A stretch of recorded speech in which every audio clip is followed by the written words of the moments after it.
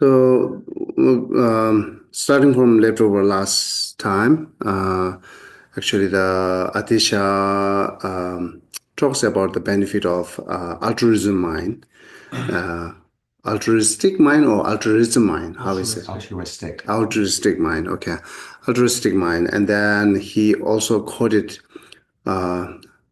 his master, his guru's some like advice. There are nine. He mentioned that his nine gurus advice he got it. So we finish up to four or five. So now I'm going to start from Shantipa. So Shantipa is also one of his guru, and then Shantipa said that what is benefit for having altruistic mind or like a generating compassion or cultivating compassion. See here, when you see others, view them like your parents, and when your conversation should be like that, that of a new bird. Treat others from as ornaments. Let your own smile from this manner of the goddesses. So this is as now benefit is talks about. So it's also talking about where you cultivate compassions. You every time you see every sentient beings like your parents. Means the part is talking about how our parents kind to us. That way, you see the kind of parents. Everyone seeing that your kind parents. So, but the point is same as like a lamrim and everything. Um, we have to build it up that to see everyone is beautiful, right? Attractive, not the way to physical. So in general, like mental and everything's is that's just the one way I see this as well. I see them kind. Everyone is kind. Then our minds getting close to them, and then that way we see that's are the beautiful person, beautiful people, right? So how much we see that, and that much we getting close to them, and that much we having the compassion toward them, unbiasedly compassion, pure compassion. Therefore, says the like parents, and your conversations should be like what is the new boat? Bride. New bride. Yeah. How's It's the like the woman that you get married to. Oh, Yeah. okay. So the conversation, how new bride talk conversations? What do you think? Yeah, like loving and compassionate and complimentary. Gentle. Yeah. Oh, not the old Sweet. one. Not the old one. New one, yes. I think in general, yeah, when we met first time, or we meeting first time, very much careful each other, right? And how much we get familiar, then we begin to take advance. That's how it goes. This is natural. Both female and female is same. So therefore, as like when you talk conversation, how much you careful at the new birds, right? So same as like you talk more smoothly and gently, or like some kind of meaningful these things, right? This is how we need to talk, and then also say it like treat others to front and ornaments. What is that? Treat others phone as ornament. Frowns. Frowns means Like when you're like sad, like you're okay. Yeah, that's a frown. Frowns as ornament. I'm sorry, what is a frown? Like Like a a mustache? No, it's No, like like that, a look angry or sad look. Yeah. Okay. So it should be the angry look. When you look at the Tibetan Tonyer, it means angry looks. So treat others, frowns as ornament. Okay. So I think it's really talking about once you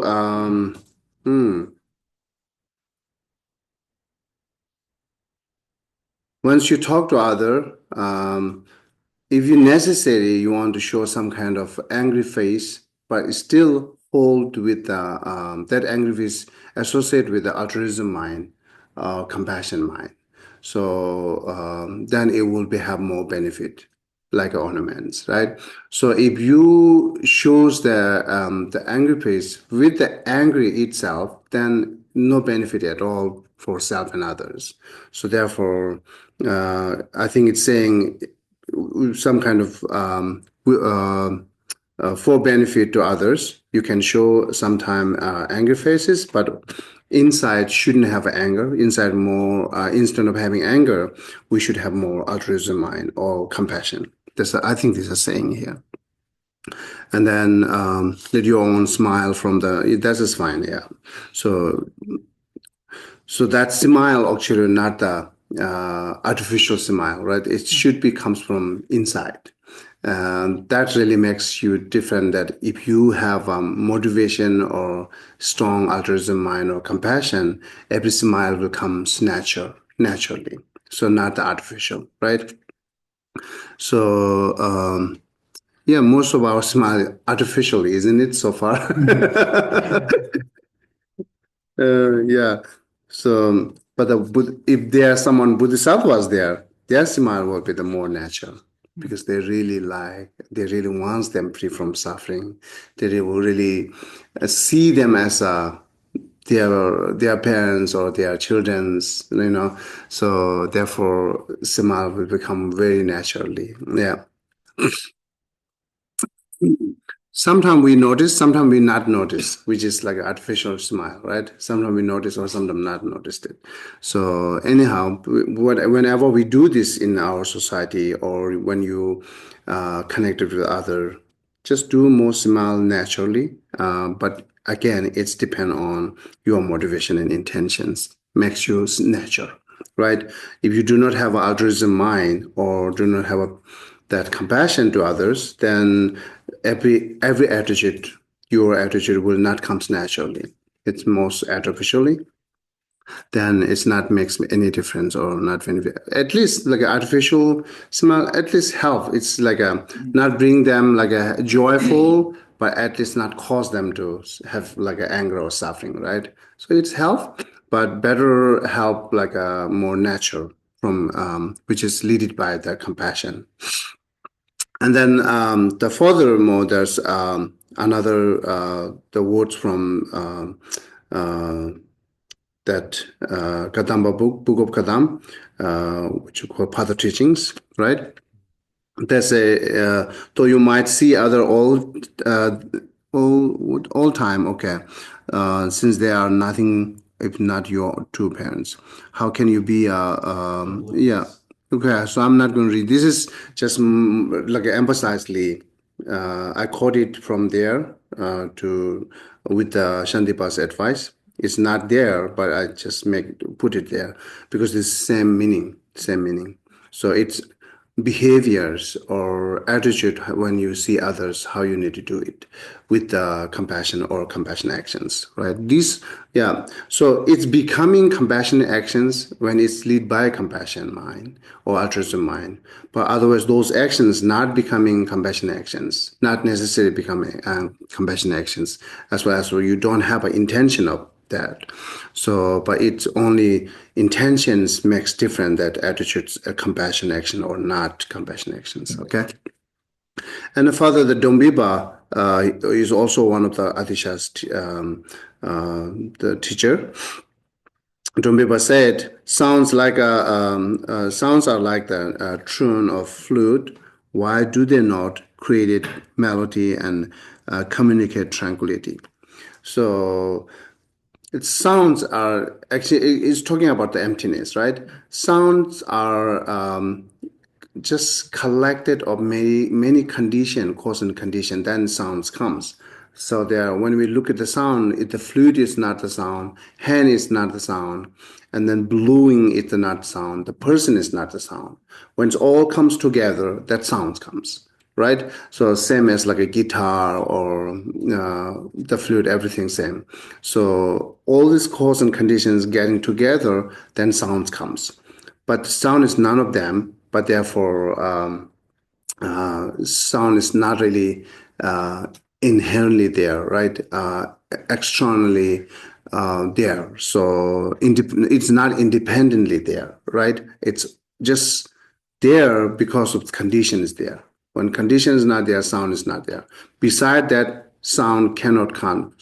So therefore, say every sound, what is word mean like a complimentary or like a harsh word? That's a sound. And then when you hear the criticism from others, harsh word from others, you just think that this is sound as like a not inherently a sound, right? Because it's that like a criticism could be the many cause and conditions from that person is not the word, the mouth is not the word, the tongue is not the word, intention is not the word that which is criticizing to us. And then also beside that, criticism is not exists, but criticism is none of them. So therefore, just is merely uh, just word, nothing at all, right? So if you when you hear from others, if you can think that, then it will be help us. And regarding our practice, when we talk to others, right? As sound is every like a things is like a as like a not independently exist. Then therefore, why not we use or for more meaningful, right? This thing. Um, yeah, we do have an option or we do have a choice to criticize to other or compliment to other. We do have a choice, but within these two, better complement it because both are not inherently there, and then as well as the other one is makes more happier and help them. Then why not we use that more complimenting praise to others? That's the saying here. Doesn't the mind also add on its own basically karma to the sound? Like how you hear it depends on like your own, like you might hear an insult is really bad and they were just saying something that wasn't insulting at all. Yeah. Because of like your mind's just projecting something onto it that's not there as well, right? Karma could be, yeah. Karma could be. Karma could be the one of conditions. But every time you hear criticism, it's not necessarily always connected with compassion karma, but it could be the connection with the karma. But this is one way to think that it's karma, my karma is reflecting. This is generally in Buddhism, right? Always think anything having problem with us, so it's projecting my karma. So then you're not blaming anyone else and just blaming karma is even you're not blaming yourself, right? It's just blaming karma. That's a lot of help. Yeah, if you could do that, that's fine. Yeah, this is same reason that what we need to be more peace and calm and based on that having compassion. That's talking right. So therefore, this is one reason even sound is not inherently. Therefore, we should use more meaningful. And then another way, say, if your voice is so beautiful voice, but the words comes from white is like a very rough or very harsh, then that not suitable, right? As your voice is beautiful, same that your words are made beautiful. So instead of harsh, you more praise and compliment. It comes more positive things. That's the saying here. Okay. And then second, since all things are like the content of the dream, what is the use of frowning, right? The frowning and what called? Grimacing. Yeah, grimacing. So again, if everything is illusion or everything is like a dream, then why you too much clinging on like some kind of yeah, grimacing meanings. It's the same thing as frowning. It's like, just where you get angry at something or where you appear angry at something. Oh, okay. It's Tibetan saying ngoga. Ngoga means like a sometime for own benefit, your own benefit that you smile to other, you be nice to other, right? This is just ngoga, and even you not clinging on that, or you also you shouldn't do that to others. This is saying. So basically saying is emptiness, right? Everything is a dream as an emptiness and not real there. Then why not we do always the positive and better ones? because both are not solidly there. Both on the another one, you can understand that everything is dependent on dependent originations or interdependent. So why not you are more associated with the interdependent, which brings us to positive, right? That's the one way to see. And then I think next one is also saying same by the Vidya Kukela, one of the Atisha's Lama. Everything is just merely concept or merely name, just name, right? Just concept. Beside concept, there are no basis. Therefore, why you like a clinging, why you clinging too much or why you have anger too much. So it's saying better have a altruism mind or compassion. So same as like a Narobas, I think.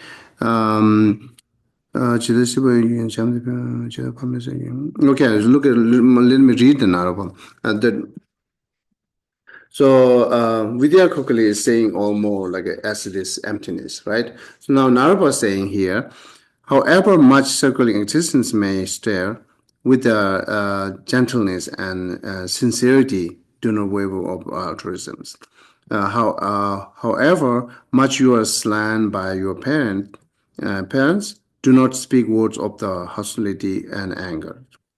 And even toward the enemy who destroy the teachings, do not use hostile word that harbours negative thoughts. I think that's the only Buddhist talks now. I think, right?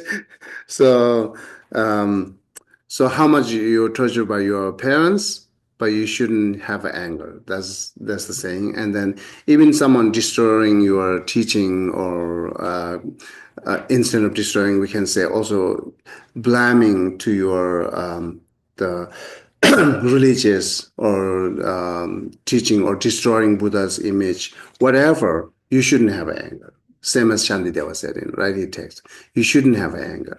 So, and then Shantideva reason is saying, because if someone destroy the Buddha's image, it's not really harms to Buddha, because Buddha is overcome by all these harming things. It never harms whatever people done. Why you worry? And if your parents and your teachers also like someone blaming to your teachers and your parents, you shouldn't have anger, because they might be reflecting their own karma. Then why you worry? That's kind of reason Shantideva said it, right? So anyhow, it's someone destroying teaching, you shouldn't have that much anger. It means not that you leave it on, you not do anything. We should concerning if someone destroy teaching, right? So you can take example like between China and Tibet. So China come to Tibet and destroy a lot of monastery and disrupted monks, and then burn them a lot of textbook. All this done, but some might have the angry, definitely. But as our leader is wonderful, right? He leaded us on no anger, and based on that, you think how we can fight back. You think how we can preserve our culture and our teachings. So that's we're doing right now, right? China came and destroyed, but we in as an exile in India or here, we are preserving our teachings and our language. Everything is still fresh, right? So we don't have to fight back, or we don't have to angry to them. So angry to them will be the more fighting, and then you will not have a ability to preserve those things, because you might die if you go to in a war, right? So therefore, this is I think very skillful method, or what he talks about the middle way. And I even see, like in China, how popular Tibetan Buddhism is becoming in the rest It of China. is now. They completely just failed. If they're trying to get rid of Tibetan Buddhism, it's spread more than ever now. It is happening. It is happening. So, last time I mentioned one time, Dalai Lama's used tongue for children, and then the video clips like goes a lot of things. And then China wants to blame Dalai Lama, and that video shows in Tibetan in Tibet. But instead of they are angry, they taking opportunity. Wow, we have opportunity to see Dalai Lama. Then they immediately stopped it. They didn't see any other negative things, right? They just see the Dalai Lama and they're very happy. Then China has to be stop it. So therefore, this is like good example. Even they come and destroy it, and we not fight back. And then also that Dalai Lama lead us to more peaceful against or more peaceful way to dialogues and we negotiated all these things, right? So, but based on that. So I think now see Tibetan population is very few, right? But we see still we have a Google AI. So otherwise the language using that much it depends on populations. There are a lot of populations, then people come make their things. This is part of the business, right? But Tibetan population is not that much, but still we do have an AI and so on, so on. The Tibetan, the Google and so on, right? So that much we are preserving and we're using our opportunity for save the teachings instead of fighting back to China or making war, right? Yeah, this is good example saying why you have anger. That's the saying. And then also the Lama always giving advice to Tibetan people saying, oh, we are friend, Chinese people and we are friend. But some Chinese the officers, they might have a negative thought, but still they are friend, but their negative thought is, you can think as considered as enemy, not the person's officers, right? But some are seeing this as like a silly way to do it. But what we're seeing is a very skillful way to do it, right? Yeah. Okay. So therefore, we shouldn't have any anger on it. That's the saying it. Then so just Chopal, you can just read it one from this Naropa's. From where it says. Yeah, from beginning you can. Yeah. However much cyclic existence may stir, with gentleness and sincerity, do not waver from altruism. However much you're slain by your parents, do not speak words of hostility and anger. Even toward the enemy who destroys the teaching, do not use hostile words and harbor negative thoughts. It is appropriate to liberate them through great compassion. Okay, it is even if your body is torn down. Toward the Buddha's teaching, this is not the same. The teaching of the Buddha is to be guarded. The task of a learned one is to be skillful in means. This is my instruction, O Deepak. Okay.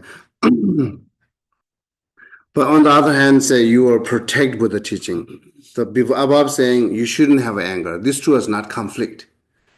This so you protect is not necessary anger. That the point is saying whatever circumstances or situations happen with you, try not have anger. But based on that, you should deal or you should fight something on it or you should protect something, right? So, but not say it's saying shouldn't have anger. And then last here, also the one of the Adisha's master, Prajna Bhatra, he also saying he is like explain how Telopa is practicing, how Telopa, right? So Telopa always meditating in emptiness, and then he never engaging that some kind of wrong path or misconception, or he never broke his vows. So, and then also saying he will never have anger and resentment, but on the other hand, he always benefit to other through by the four means of attracting others, and then contact of sublime ones we work others well first, and then who will such a person insult or be angry at it? Do they mean that they've never done any of those Inger things even before they were monks, like their entire life, or they No, actually, as an ordinary being, or we do have anger. Okay, But they- after since they practice, got- okay. after Teloba means so far we are not knowing by his like a practice and his teaching. But Teloba, right? Got But it. before that, he might be have a different, right? So same as like a Milarepa, Buddha, and everyone same. Like before they practice, no one there who are born with the compassion. Okay. The way beginning, right? So all this depend on practice and transformed one by one. So okay, so this is from the book of Khatam, which just talks about the benefit of altruism mind, or also how to the take actions of compassion and so on. That's the thing. And then reason giving why you need to take compassion actions. And then still, no matter how much we talk about compassion and altruism mind, but still, there are many of them who have difficult to cultivate or generate altruism mind or compassion, right? Even our friends, some are saying, "Oh, this part is difficult for me. Emptiness is more easier, understand, but compassion takes time. It's difficult for me." So I think for them, let's see, we can really analyze this. I made this like a debate between altruism and cherishing mind based on Shantideva text and Gunthang Thempe Thomas text. Nothing that much edit. I just make nice to say it from their text. Actually, the aboves are Atisha's Bodhisattva way life, and then belows are Gunthang Thempe. See that what the altruism mind said and how self-cherishing is against it. So self-cherishing, we are self-cherishing. Altruism is Bodhisattva, right? But now you can think Bodhisattva is teaching us, then we against them, based on our experience, right? See now what is said. So there are a few lines there. Adisha, let me read that at the very end of this. The Adisha's line. It's from chapter 8, right? Chapter 8 actually talk. Above's are talks more concentration, and below's chapter are talk the changing self and others practice. So Adisha said, when both myself and others are similar in that we wish to be happy, what is so special about me? Why do I strive for my happiness alone? And same way there. And when both myself and other are similar in the we do not wish to suffer, what is so special about me? Why do I protect myself and not others? And there are two more the verses there. So although there are many different parts and aspects, such as the hands as a body that it's to be protected, they are one. Likewise, all the different sentient beings in their pleasures and their pain have wished to be happy, that is the same as mine.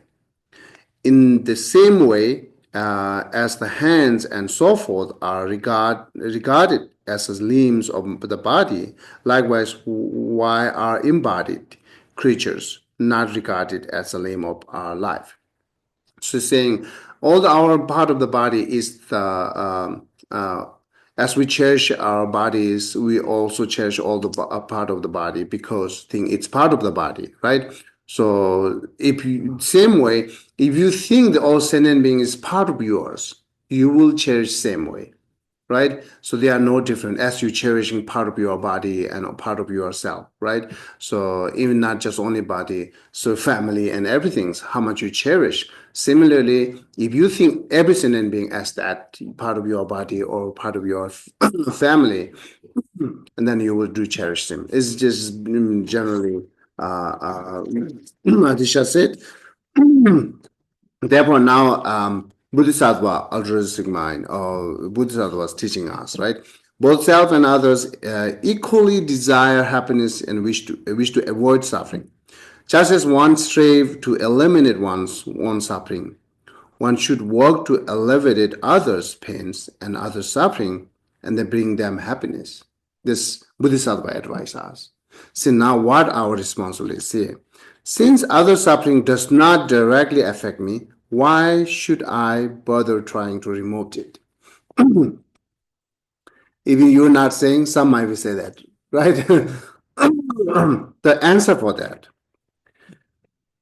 by that logic, your future suffering, all right, which is not currently experienced, like say next year suffering, what we have next year suffering, right?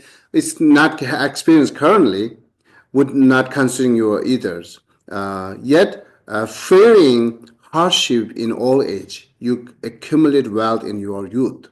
Similarly, knowing that suffering may arise later, it is wished to be take step to elevate it now, whether it is your own or others, right?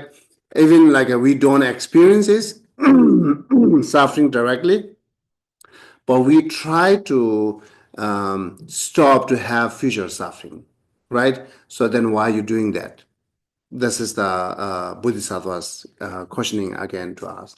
And then how we respond again, saying, for future suffering is my own, I only will experience it. That is why I act, prevent it. This is unlike the suffering of others, which I do not directly feel. Right? This is how we think it is actually. Now see how Bodhisattva was answering that. If the self of the present and the self of the future are the same, then the child you were and the elderly person you might become must only be the same. This is clearly incorrect, as does the body and mind undergo a constant change. We will not say that my child life and my elder life is same, right? That's not true same, right? So therefore, because we against that, my future suffering, I have to experience it, even not affected yet, it's even not feel yet, but I have to experience, therefore I prevent it. So then if you do that, then it also says, but other is two different things. Then why I have to take care of their suffering? Then they're saying, Bodhisattva said,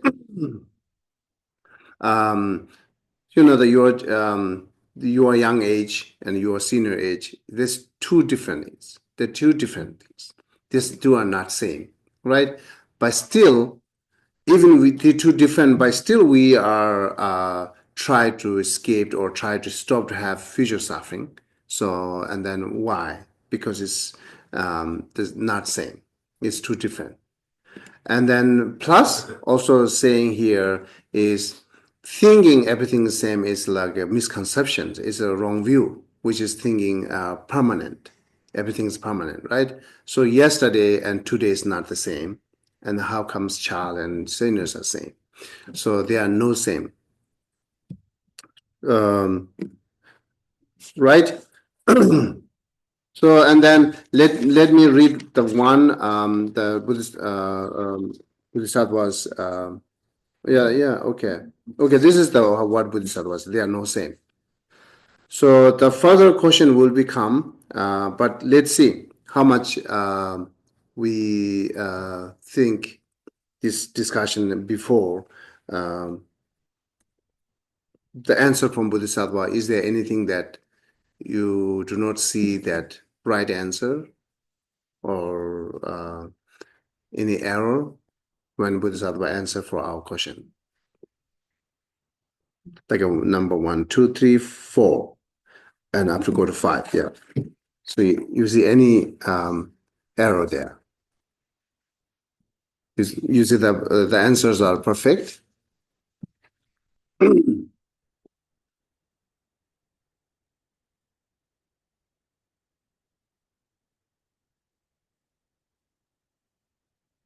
What we're asking question is, instead of word, you really have to see this is perfect, right? In from your depth heart. So not that text telling us is perfect. As text said, I see, yes, it is correct. I see, yes, it is perfect. That's how we need to go, right? So if you see it's perfect, then I can move further. So yeah. Louisa, you can go ahead. Well, it just seemed to me like the expression is perfect. However, the application for normal householders is deeply challenging. So I guess my question is, what is it that we can do to employ this more perfect attitude in daily life? Oh, okay. So that will be, we can talk end of this class. Then, in daily life, how we can, you're basically asking that in daily life, how we can cultivate compassion and do help others, right?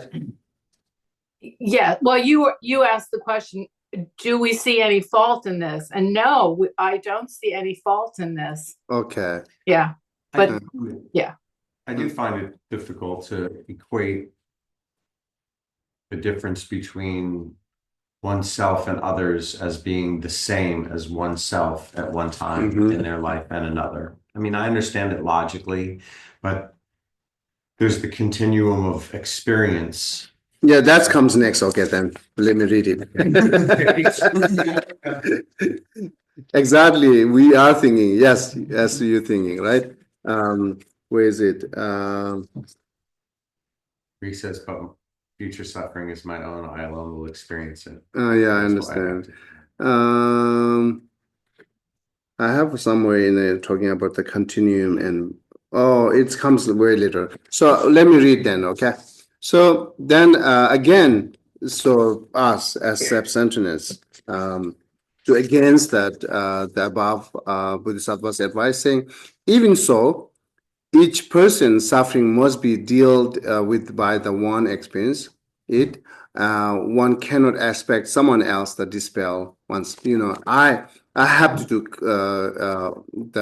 stop my own suffering. No one comes to me to stop my own future suffering, right? For that, then the Bodhisattva again answering for it. If that were true, then why should a hand protect the food when our thorn presses it? Because the hand and food is two different things.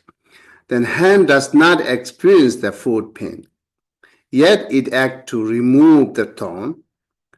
That reasoning applies to elevating others' suffering as well. So if you see that, even I have to experience it in the future, but this is not the same with I'm taking care of others' suffering, right?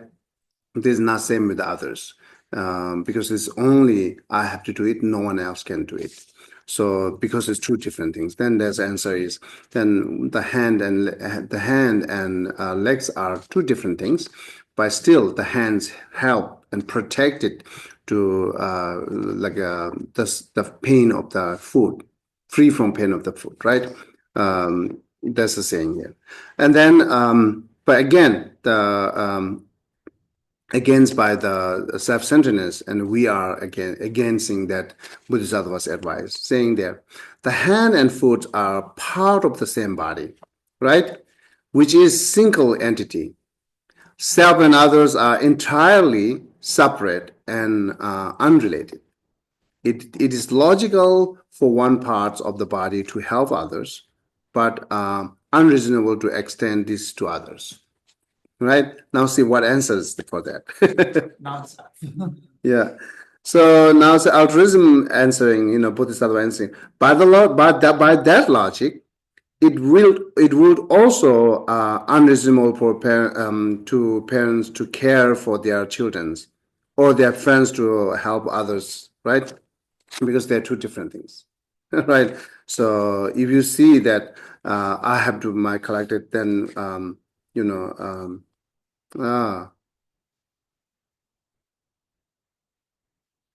okay, then it's missing. I think when I translate it and then finally I ask make more, check the grammar and everything in the AI took my word from here, not there.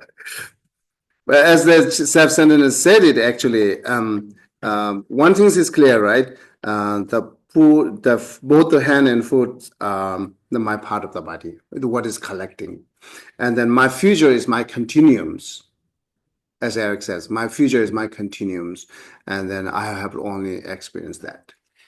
Right. It's more that you know. Before something happens, you fear it because you fear your discomfort after it happens. Mm-hmm. Even less than the event. I mean, even more than the event. It's like now I have the experience. Now I have the memory of the painful thing happening. Okay. Forever. Yes. Which no one will ever share. Mm-hmm. So I just found that one analogy to be a little bit. I understand the hand and foot. That makes perfect sense as an analogy. But the different period in one's life versus two different people seems like it doesn't quite hold up to me.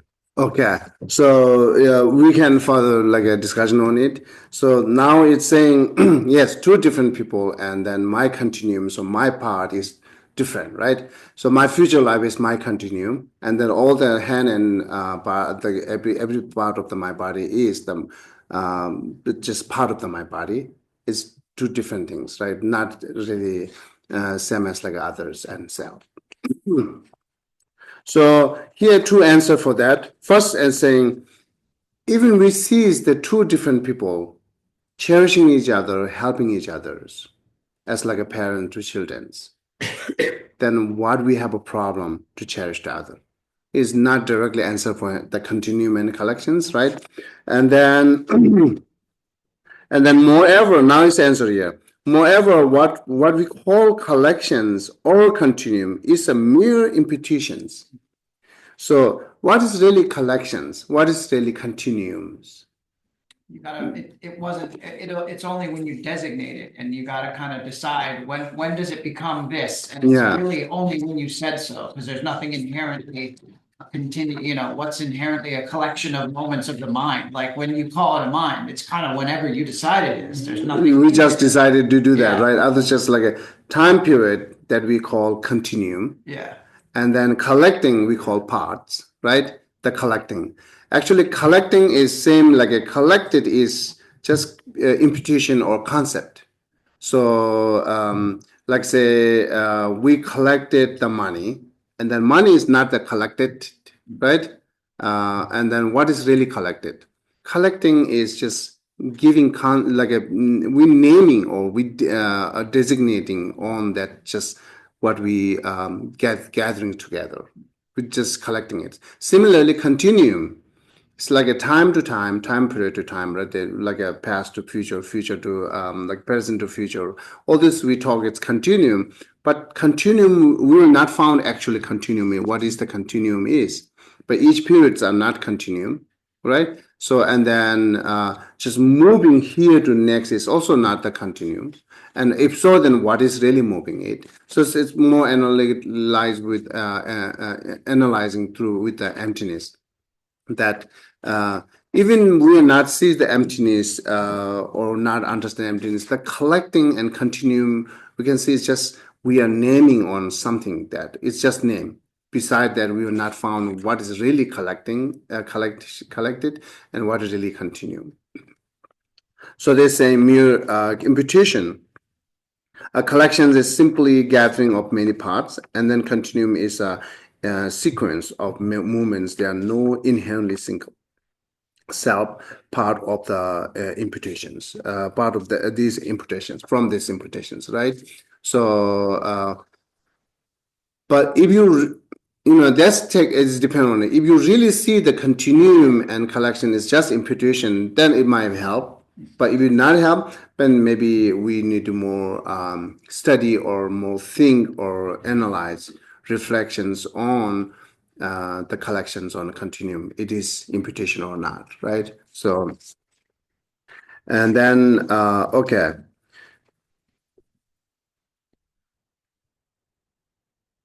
But still not comfortable, right? Even we hear that. Understand? So, Now seeing that self-cherishing, again taking response for that. Parents see their children as their own, say, okay, my children, right? And then say at their affection between them motivated cares. They cherish each other. Therefore, they care. Even the two different person.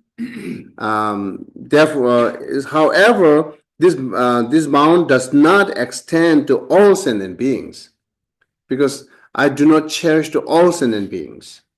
But the parents and children, they are each other's cherished, therefore they take care of each other, or they try to free from suffering each other's, right? As well as between friend to friend, same to do it, because of their cherish, because of they think it's my, I owe it them. This is my children's, right? And that's my friend. So then again, answer from Bodhisattva saying, altruism. This sense of worship or ownership, sense of ownership, is simply mental habitations. Say my friends, my children's, right? It's like a mentally habitations, and then how? Just as we cling to our body as mine, though it grows from our parents' sperm and what's called? Ovum. Okay, so sperm and womb, which are external, and we can similarly, our body is not ours. Actually, it's the parents' sperm and ovum, right? But after that, we think my body, and then we habituation of that, familiarization of this, then we think we too much clinging on it, and then we think it's 100% mine. And then we see other people in society doing it too, when it's just like they're saying, this is my whatever cell phone, even though it doesn't have your name like written in there somewhere. It's a conceptual designation onto the phone. Yes, We yeah. see everybody doing it, so we're like, we accept that things can be inherently mine. Yeah, so that's how we think it's mine, right? But the body is understandable here, because it's clearly the source is substantial, is the sperm and the ovum, right? It's we not carry from our future life, or we not carry from somewhere. So just we borrowing it, right? It's still, if we think of the source, the parents also actually, right? But as we are familiarizations with it, this is my body, then 100% we clinging and we protect it. So therefore, my and mine is depend on familiarization and habituations. It's not necessarily in logically you see it's yours actually, right? So, but see, this is our body is logically it's not ours, but how much we are protecting our body as thinking as mine. It's just habituations. They're saying it. Where is it? Okay. Through habituations, one can come to view others' well-being as interconnected and one. Same, if you think the other's being is mine, as parents thinking children's mine, as friend to friend thinking is my friends, then that makes you different to how cherish. That makes you different how protect to them, how help them to free from suffering because of thinking mine. So if you are more go with the reason and reflect it, or more analytical meditate, it will becoming every being is mine, my friends. Every being is my parents. Every being is mine actually, a part of yours. So once becoming everyone's, it's part of yours, then we will not have any problem to cherish the other or try to free from suffering for other. Even it's not the continuum of yourself, even it's not a part of your body, but still it can be do how much you are clinging on part of your body, same way you will clinging on all sentient beings. It's all depend on habituations or familiarizations. It's concept again, right? So, and then cherish mind, or we again against that. So even we could train ourselves to cherish other, but there are many unfamiliar beings there who I don't know how we can cherish them. And worse, some actively harm us, right? Then why should such being to be cherished? Because no familiarization also harm or a lot of harms, right? Why I should cherish. And then altruism giving us advice here. Responding to harm with retaliations only like a what called perpetuate. What's it? Perpetuates suffering. Instead, cultivating patience is a wiser path, skillful. The offering countless benefit like inner peace. Because if we do react with the peace, then like a patience, we will have a lot of benefits, saying like inner peace, develop the virtuous qualities and stronger determination of samsara, detachment from samsara. Enemies, though the challenging, can be the profound teacher, helping us grow in patience and compassion. Their actions provide opportunity for our meaningful spiritual developments. Okay. This is how you change our perspective, right? To see the enemy, how much is benefiting or not benefiting. So we see the enemy as like who harms to us is seeing its enemies or like a difficulty persons or bad persons. Only think that, then only anger will arises, and then what the result is endless suffering.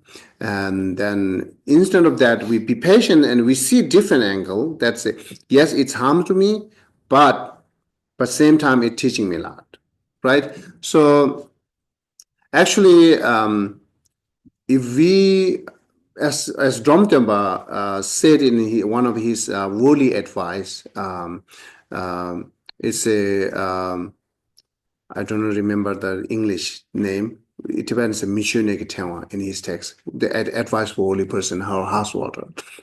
And this he said, if you learn to your life makes better, you should learn from your enemy.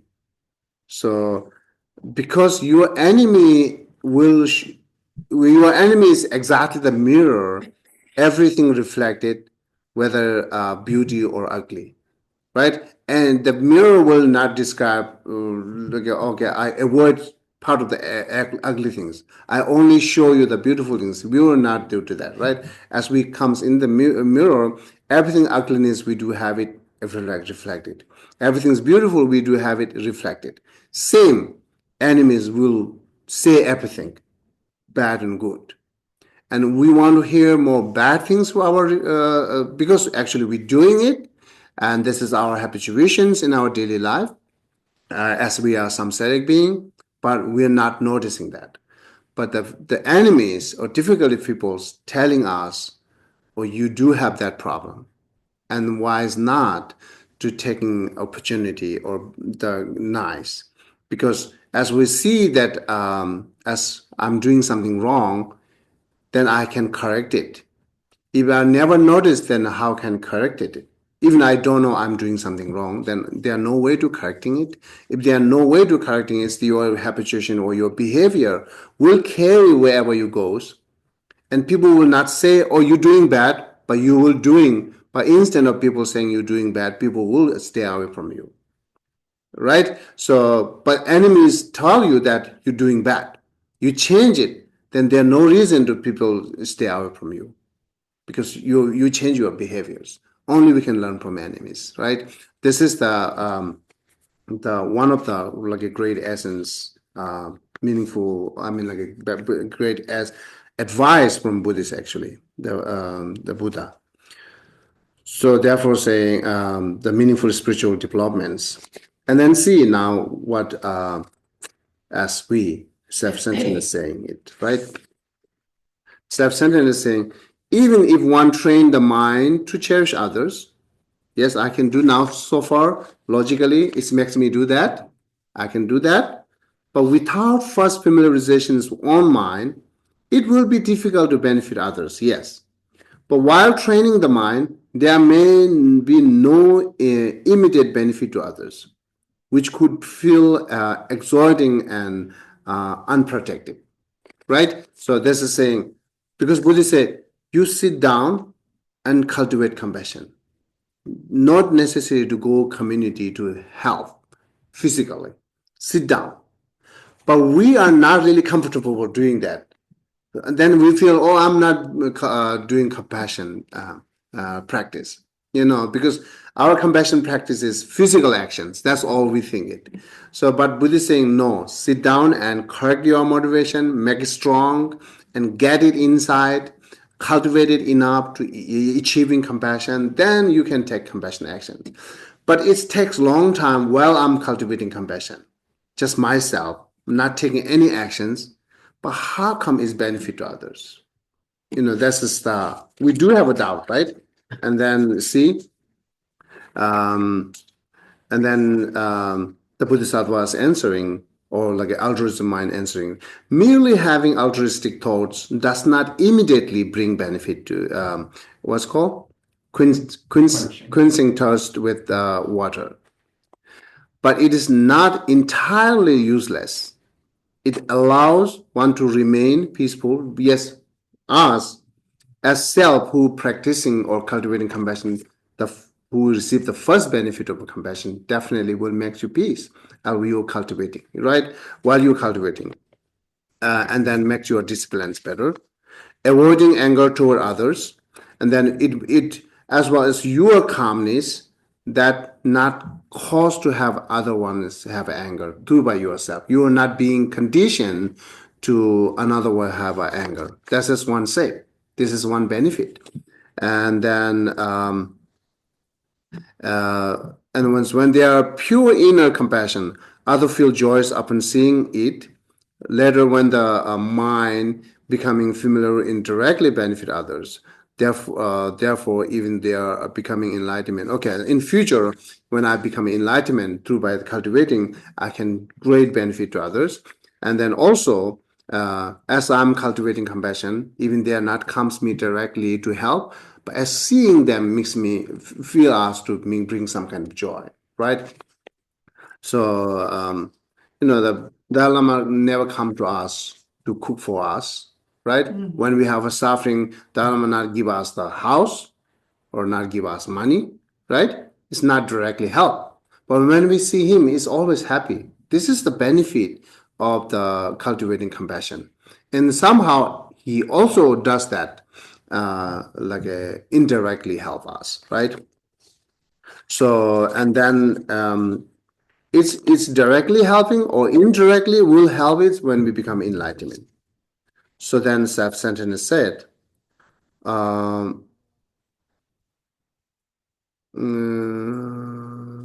is it? Although training. Although training the mind might potential benefit in the end, at the long terms, but there's no confidence that it will carry on thought in the meantime. For now, merely having altruistic attitude does not actually benefit others. So it is not particularly enjoyed to do it, right? So to do it.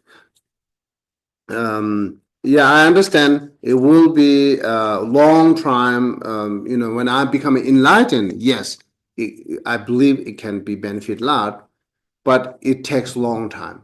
I cannot be wait. So at the moment, I see it is not really benefit.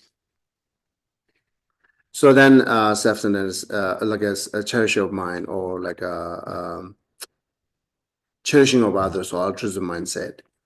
Even in the short time, it is beneficial.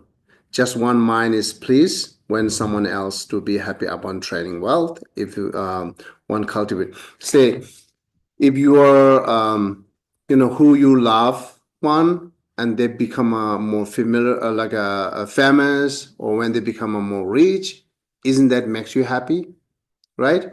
So, and then your children's become more educated or more like a, like a,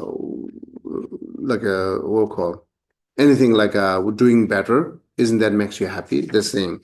So if so, then you just doing by your practice, it also makes them happy. Is saying. I think it's giving example here.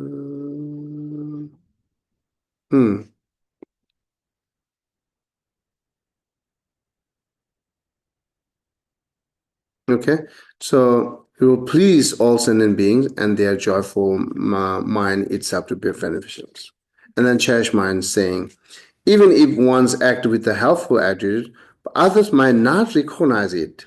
So there are no benefit to oneself because they will not know.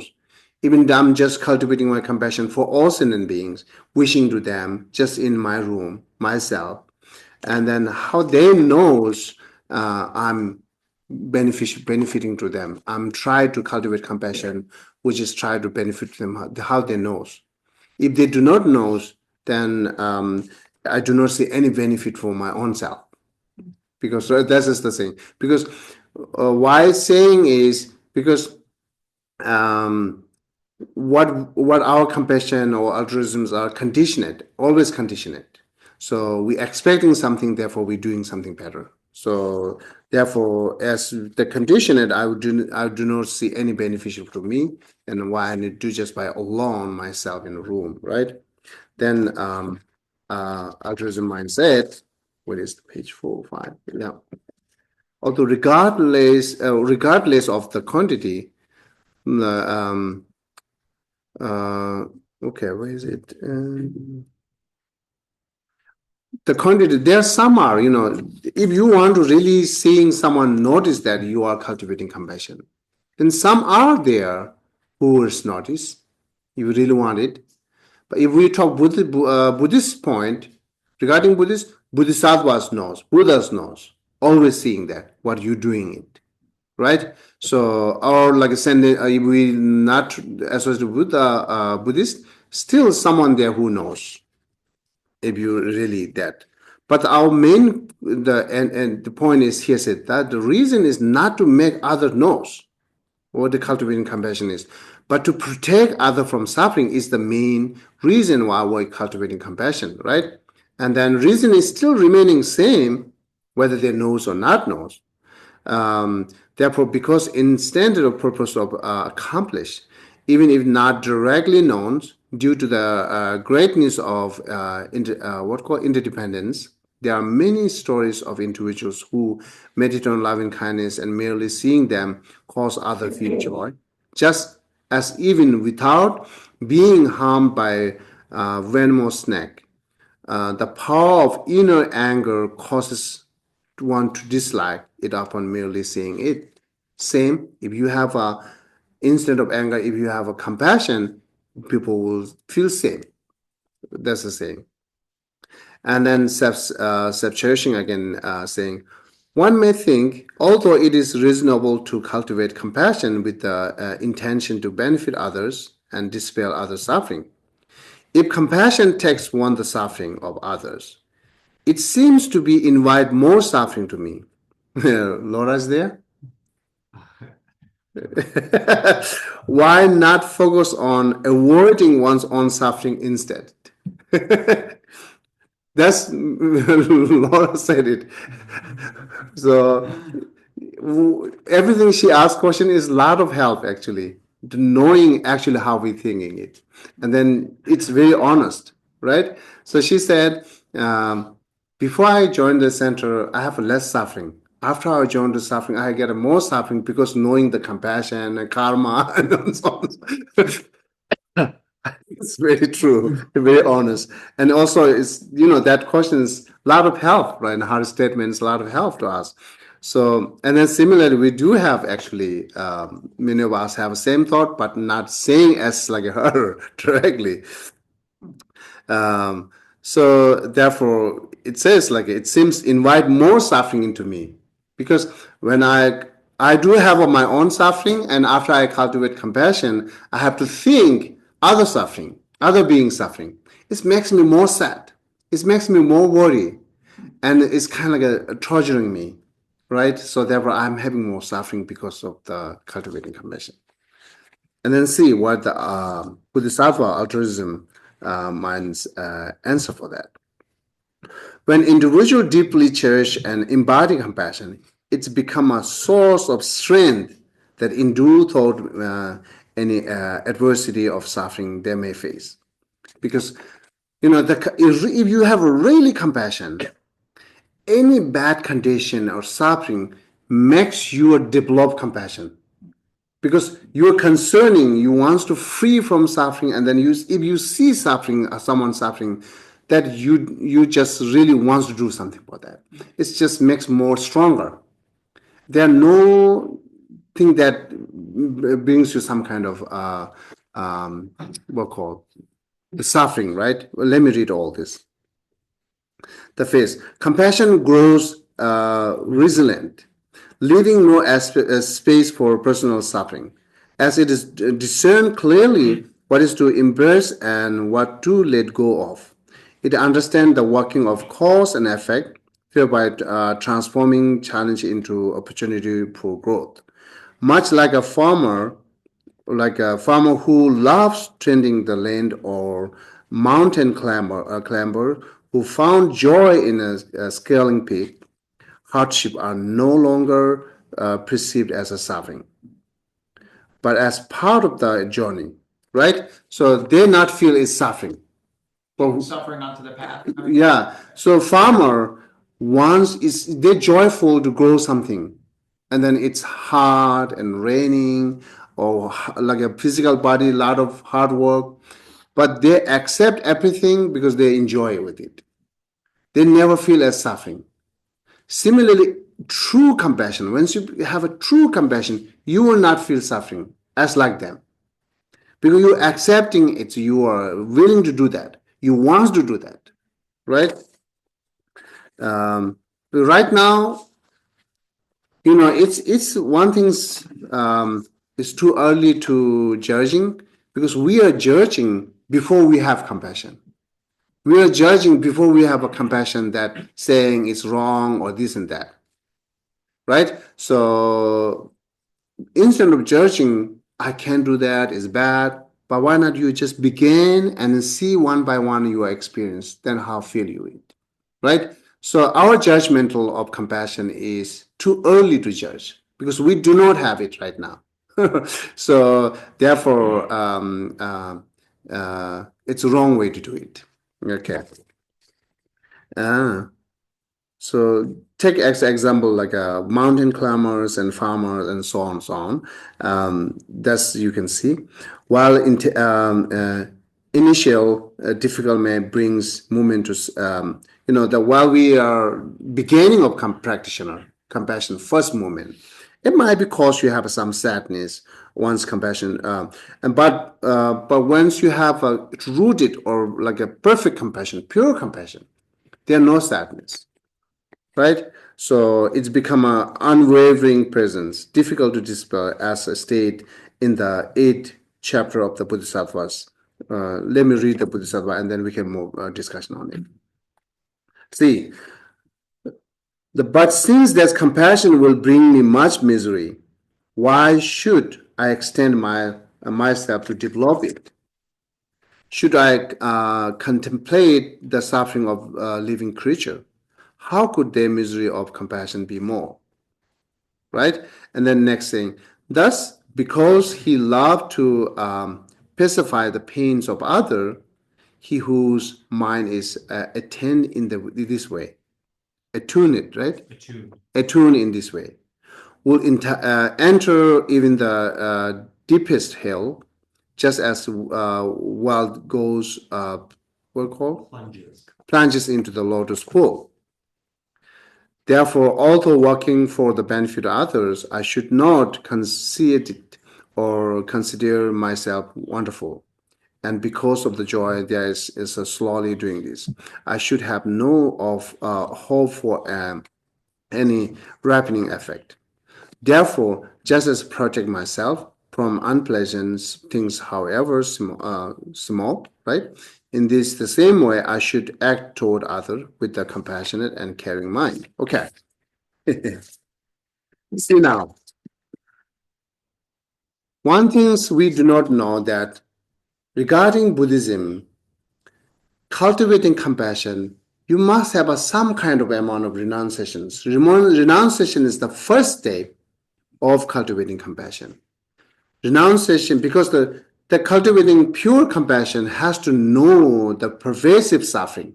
It's not enough to know some kind of painful or suffering of suffering. Even it's not enough to know the changing suffering. If you just toward compassion, because one of the suffering, then your compassion is incomplete compassion, or your compassion will becoming more biased because you will not compassion to other people who are having changing suffering, because you do not see this as suffering. Also, you will not have a compassion to people that who have a pervasive suffering, because you do not see as suffering. But your suffering is very limitation suffering, which is only suffering of suffering. And based on that, you cultivate compassion, incomplete compassion, right? And biased compassion, because that compassion is not extended for everyone, because you do not see every others are suffering. Those are suffering. Yes, I see it, but others not suffering. But once you know the changing suffering and the pervasive suffering, you will feel they are all the suffering. So therefore, having renunciation is the first step of compassion. Having renunciation is the self-compassion. Usually we say, before you cultivate compassion to others, before you act of compassion to others, you should care for. You should care first. It's the same, you should care first, yes. But which way to care first? Renunciation is the caring ourselves. Renunciation is the self-compassion. That's regarding Buddhism. So therefore, renunciation will let you know what is samsara, will let you know what is the pervasive suffering and everything. Once you know that, and after you try to develop compassion to other, how much you see suffering, you will not feel like a painful or sadness or worry too much, because you renounce it. You know it like what is natural it, right? You know that. So therefore, based on you knowing samsaric being, how they feel suffer, and then what is samsaric place, you know clear through by the renunciations, and based on that you cultivate. What you is try to is say, if someone you know that suffer and you helping, but at the moment you are most focused in how I can help. You are not too much worry about their illness and that, because you know that illness is say cancer. So your worry will be more how can fix it, instead of too much thinking what is suffering, what is cancer, because after you will not repeatedly think about the suffering, because you know that. But based on that, you try to help them, right? So therefore, you're not repeating suffering. You might be repeating how can benefit to others, how can help others. So that help us to not feel too much sadness and worrying, because you accept that the suffering as you know it. You accept it, and based on that, you try to help others. There's no space to have suffering if you have a true compassion, right? So therefore, do not judge to say compassion brings you more suffering, compassion is silly, or compassion is not not helpful in my life. Don't judge that way before you have compassion, right? So this is the ending here, and then also, yeah, we can do further discussions. Okay, what do you say? It help something that continuum or collections? Yeah, I agree with all of the analogies. I just found that one particular one objectively hard to. It's not that I don't agree with it. I just didn't think it's a great analogy, because people will always associate the memory of their pain with something different than someone else experiencing pain. That said, I don't think it's impossible to have equal amounts of compassion, or even more so for others. I just thought that one out of all of those analogies, that one was like, I see. But you see, the familiarizations or habituations, right? Oh, yeah. You can make mine. I get Others mine. Yeah. As well as make others mine, then they are not really to have to think continuum and collections different. Well, all the analyzing here is like some people might have a strong things. We are too different, therefore we do that. But at the part of the familiarization and habituation is the answer for all those things, I think. Yeah. And especially because memory is not inherently existent anyway. So even the thing that I'm saying that separates it is, one person would have the memory of their trauma. I have to, I have to admit that even that is not a valid. Mm. It doesn't disprove the analogy. That's what I'm saying. I understand. It's just Okay. a bigger one than the rest. That's all. My Yeah. memory is always deceiving. Like once Yeah. it gets into the past, we add like things that never happened. Right. Uh, 50-50 best. So now, therefore, if someone asks, have difficult to cultivate compassion, or even difficult to accepting it, or thinking it's like a meaningless or useless, but this lot of question, like Shantideva and the Kungthang Tempedumis, answer for our lot of questions, which we necessary to have life, right? So now you can think back, and the point is, still you have a remaining question to difficult to cultivate compassion, that we will answer it. But the lot of answer here for our regular questions, you can think back, and then it makes sense. Then why we stopped, why we dislike it, right? Why we not begin to do something, cultivations. Not saying do something help others, right? Directly. So begin the cultivated of compassion with the imagination. Imagination makes big difference. Actually, we think it's more silly points like imaginations. I'm just doing myself imaginations. Person is not there. But you picked up the one person as you're testing, right? You picked up the one person who you dislike it, and imaginationally think more positive always with your visualize the person is there, and you're wishing them, or you try to friend them, or you helping them in your mentally, you do many times. Then when you see that person, see it's change or not change, right? It will not have that strong against or disliking mind when you see before. If you see little change through by your imagination, do continue will be more change. Right? Yes. Any question?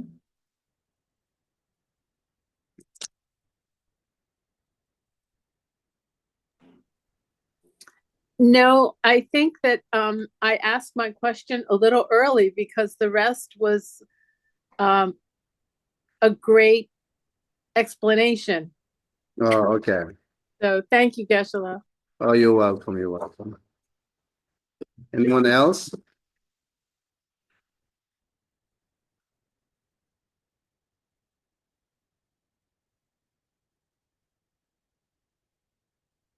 Okay, then we can stop here if you do not have any question.